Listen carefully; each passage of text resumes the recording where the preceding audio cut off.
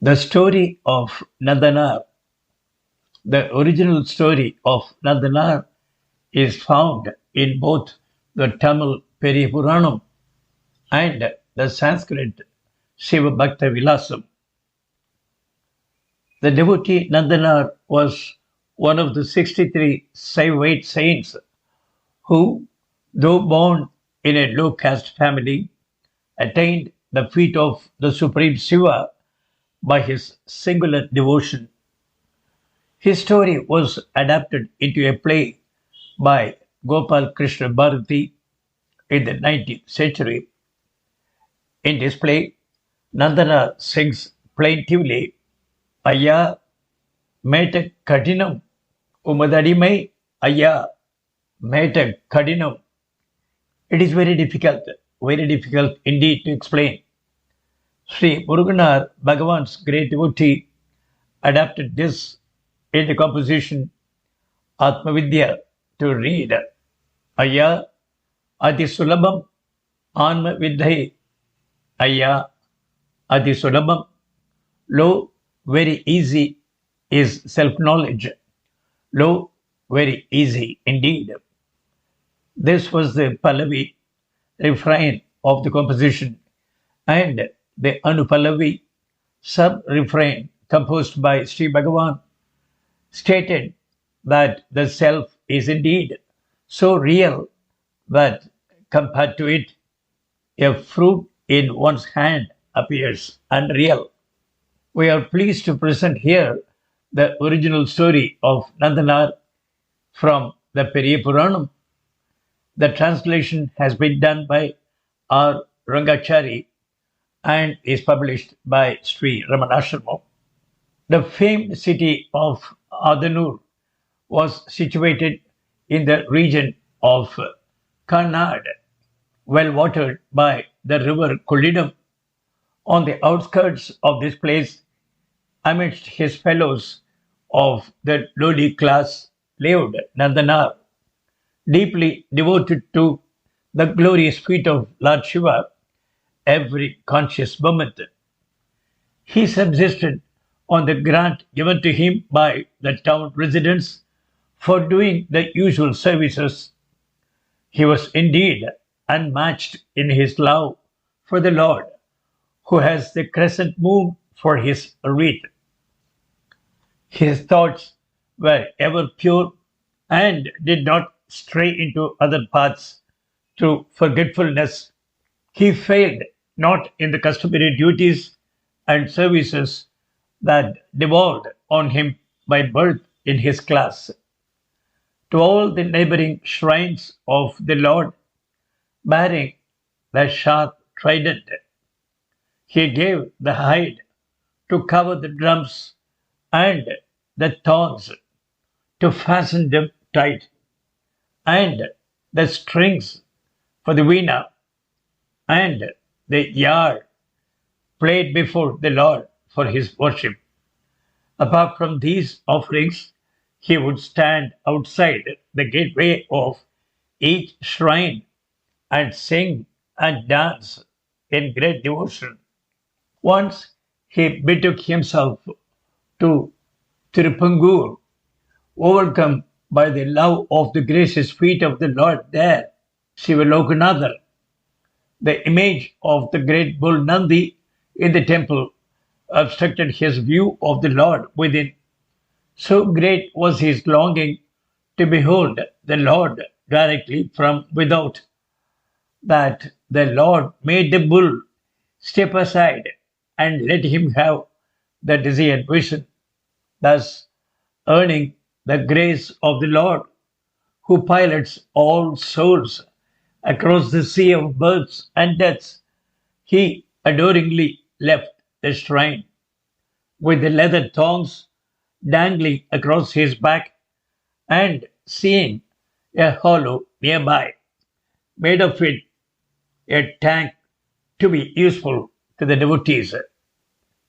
Then he circumambulated the temple in the right way, prostrated himself again before the Lord, bade him farewell, and returned to Adanur, his heart dancing in joy.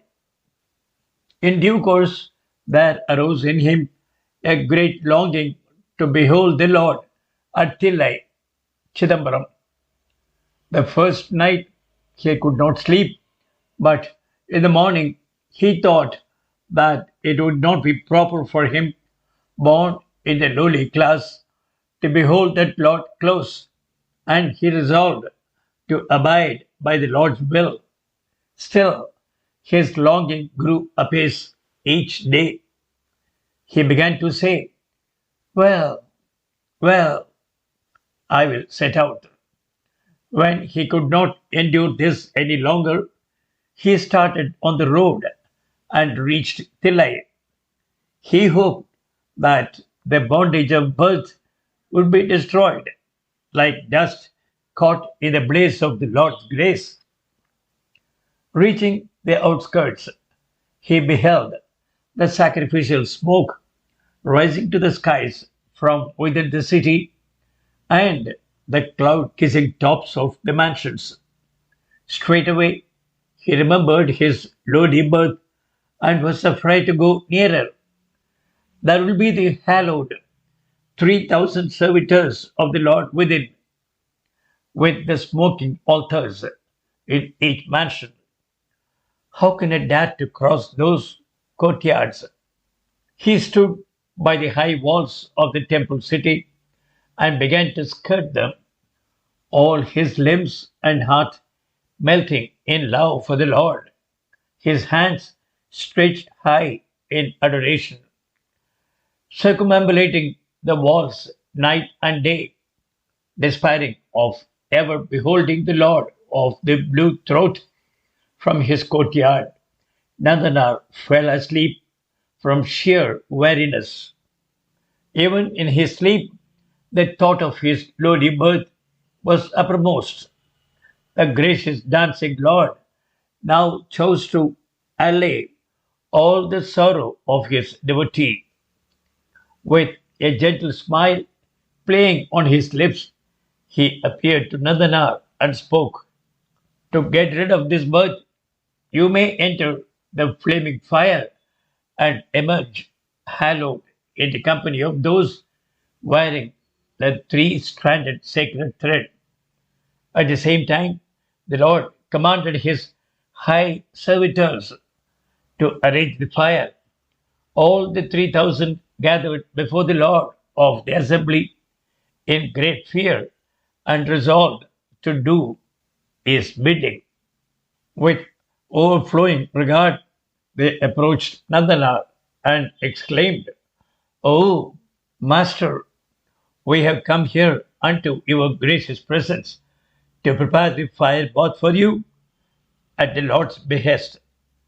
At these words, the great devotee sent out a heartfelt adoration, exclaiming, "Ah, I have been saved."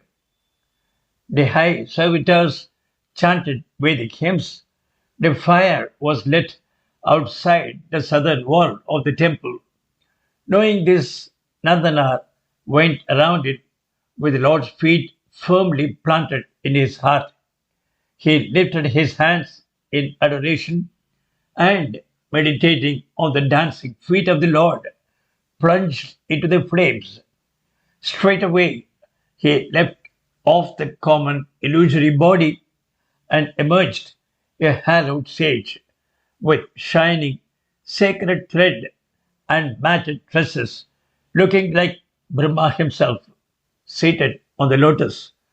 The celestial drums beat a thunderous roar. The heavenly denizens broke out in glee and showered the kalpaka flowers on Nadanar. All the sacred servitors of Tilai, too, folded their hands in adoration. All other devotees were beside themselves with joy.